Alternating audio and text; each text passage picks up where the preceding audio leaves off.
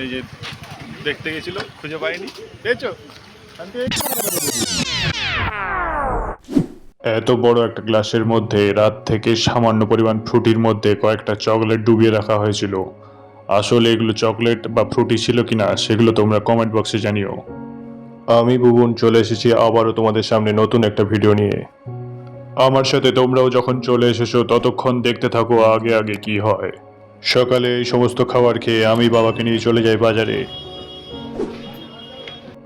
গতকাল রাত থেকে আজ সকাল অবধি অনেকক্ষণ কাজ করেছি, কাজটি হলো ঘুমিয়েছি, তাই আমার ঘুমিয়ে ঘুমিয়ে হাতটা ব্যথা হয়ে গেছে। তাই বাবাকে বললাম তুমি আলু টিপেছো, আমি বরং ফোনটা ধরি।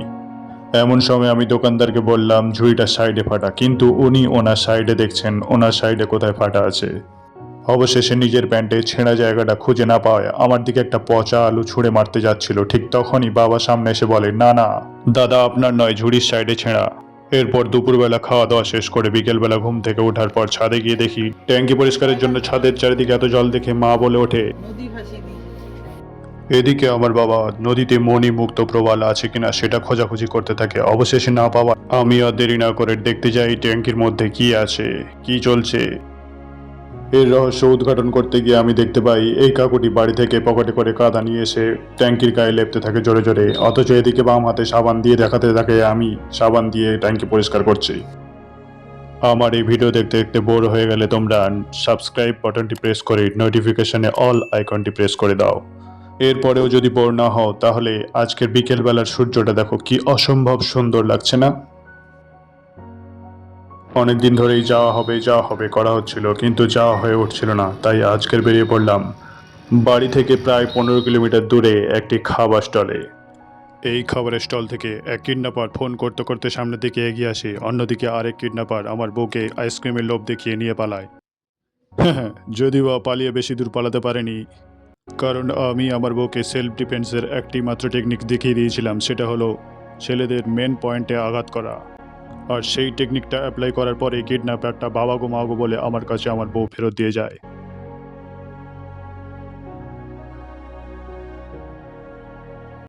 আমাদেরকে স্টিলের কাঁটা চামচের বদলে প্লাস্টিকের কাঁটা চামচ দেওয়া হয়েছিল, কারণ এখানে বাসনপত্র মাজার জন্য আলাদা কোনো কাজের লোক ছিল না। নাক খোরাতে খোরাতে বন্ধু এই সুযোগটা কাজে লাগাতে চায় এবং দোকানদারকে বলে, দাদা আমাদের কাছে তো টাকা নেই, তাই আমাদেরকে স্টিলের পাত্রে দিও, আমরা খাওয়ার পরে সেটা মেজে দিয়ে যাব।